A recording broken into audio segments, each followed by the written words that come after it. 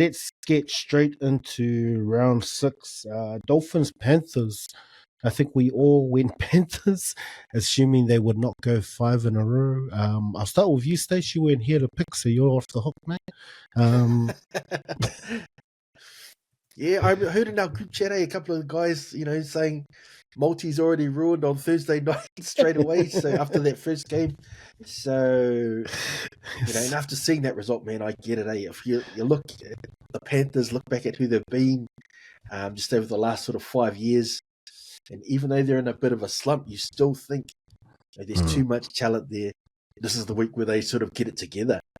It was a weird game. It's hard to sort of pinpoint any one thing that the Panthers are sort of getting wrong, but I will say there was some sort of soft-ish tries in that game. When you think of who the Panthers are or who they've been, they've built their dynasty on these defensive structures, so it's really un-Penrith-like that they're conceding so many points. But, just on that game, credit where credit's due. Now, you talked about the hammer tons about that All Eyes on Me award, and he was a difference maker. And so I think after a horror start, now the Dolphins have won back-to-back games, which carries that, that theme of the NRL, where anyone can beat anyone. So, yeah, good on the Dolphins there. Yeah, Bobby, so you guys catch this game? Horrible start from Panthers. Yeah, bro. It was a tough game. You posted up that Nathan Cleary looking at the picture of Luai. That was you, eh? I thought Panthers had especially in their first half, not dominate, but a lot of the running went their way.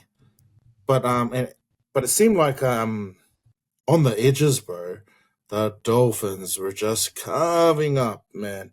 Averillo, Herbie, the hammer was just deadly, man. Every time I don't know the stats, but every time one of those three had the ball, especially on that left-hand side, I think it was Tango. I love this guy, man. But fuck, he had a shocker, man. He looked out of sorts. He was, and I think Hammer had a lot to do with that because sweeping out the back, as a centre, which is a hard position to defend, you got to check him, bro. You got to keep your eye on him. And so while he's doing that, Herbie was carving, bro. Herbie's these two, yeah.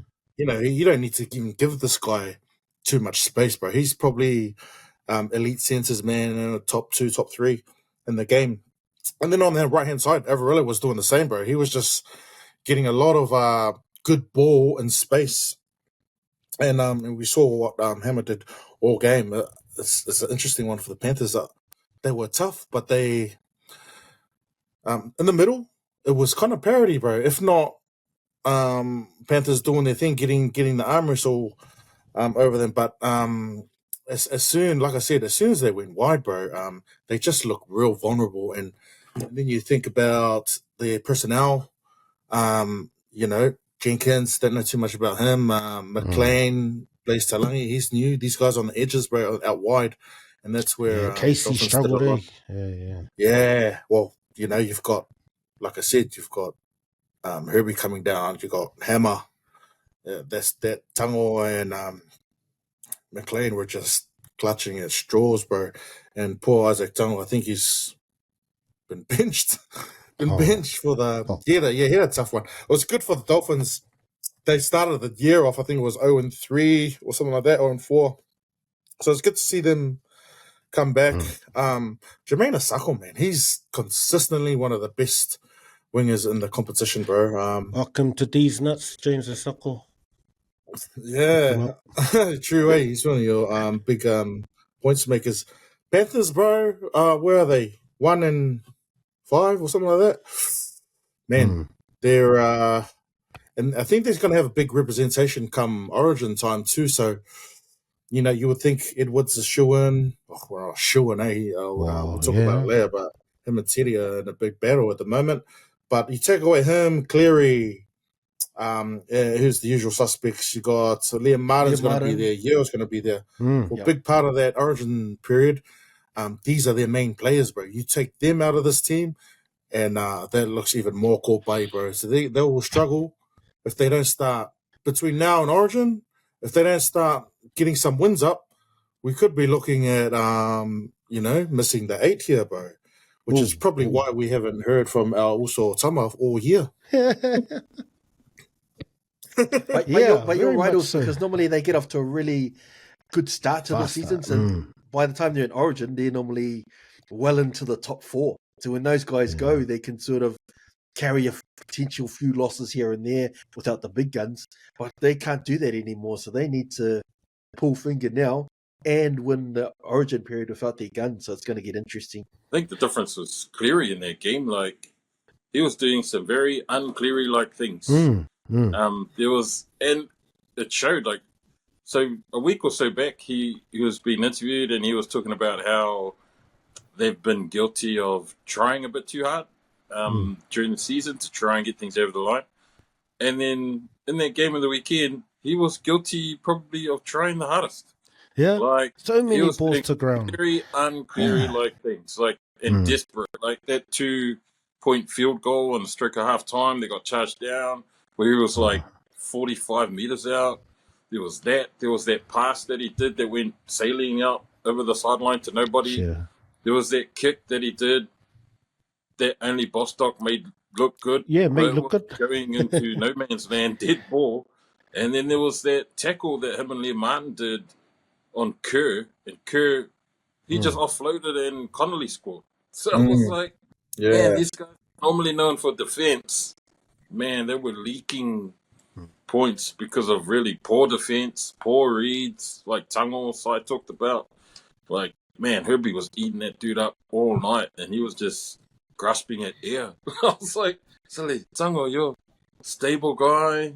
But then the one that killed it for them, I think, was that Alamoti Sinbini, because they scored a try, Averillo, during that period. Averillo's trying kind of and then, it was all, they're not used to playing this catch-up footy, the Panthers, and it shows.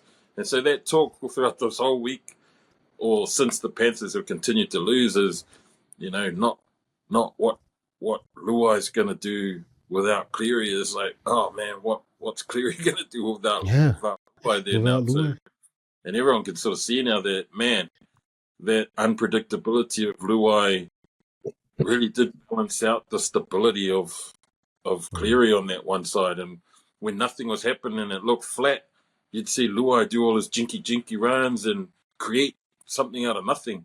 Now, when it looks flat, there's nobody there on that side to do that creative stuff or that out-of-the-box thinking stuff that coaches can't really coach against. So, well, that's what they talk about. That's what they pride themselves on, is the next man up mentality. That's what's carried them to 4 premierships. The times they've had injuries and players out. I don't know. Does it actually get to a point where it comes down to the class of player? You can only do it so much, because, that's what they've been telling everyone. The story we've seen for the last 4 years is they have the system there that just seems to rotate, and where we're seeing it falling apart. They're not following those normal patterns. Yeah, I think if you look at the system, because I think some always mentions it, I can't remember the year, maybe 2022, they won every single grade. All the way in New South Wales Cup, under 17s, SG Ball, Howard, Mats, and all the rest of it. And they had all these guns underneath. So that's where the system works, where there's heaps of good players. So you think about Luai leaving, that was fine because they had Katoa at the Dolphins, who was their next guy. That's right. But it's not just they're losing the top guys. It's all those guys underneath, the development guys who are going to be the replacement guys. Because you imagine if they could have kept Katoa, if he comes in and takes over Luai, I reckon they might have been, they would have been better off. I don't know where they'd be, but, just not just the top guys leaving. It's the development guys that they try to put through. And that's where the system, I think, is falling over a little bit. The next guys are being poached as well as the top guys. Good call.